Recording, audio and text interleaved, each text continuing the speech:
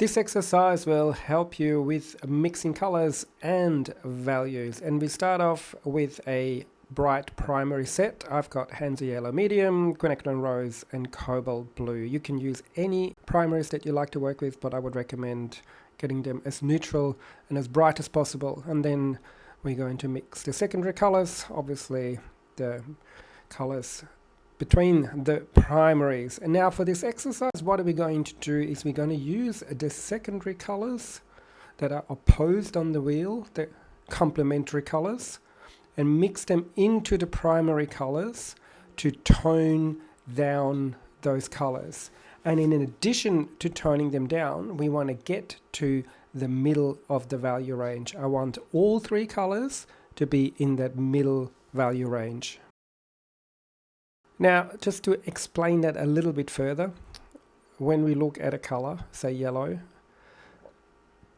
and if we darken that yellow with the complementary color, we can get from the brightest color of yellow all the way to almost a black color. That doesn't always work for every color. Yellow is one of those. It's very hard. But the challenge here is to stay in the yellow hue. So basically what we're doing is we're reducing the chroma. And if I turn this into black and white and use my value range finder, you can see that the right side is almost a black. Well, it looks black on screen.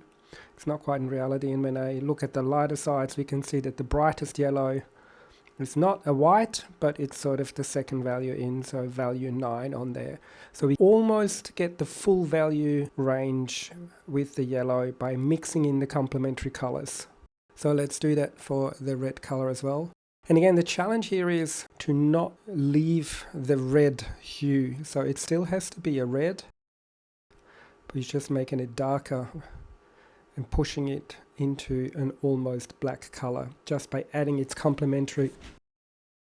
And you can see in the blue version, I didn't really get there. I mixed a range of greens that was really challenging to stay within the same color family. So yes, tick to the yellow one, kind of halfway with the red. I've got a bit too light there, and then definitely didn't do it with the blue, so I'll have to do that one again. But that's why this is called an exercise and why it's so valuable.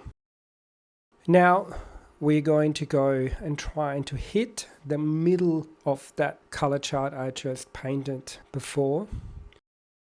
So this is the exercise where we try and add the complementary color to the primary color in such a fashion that it is a mid value, but also on the halfway point from a chroma perspective. So between the brightest blue and the darkest blue, while still being a blue or a red or a yellow.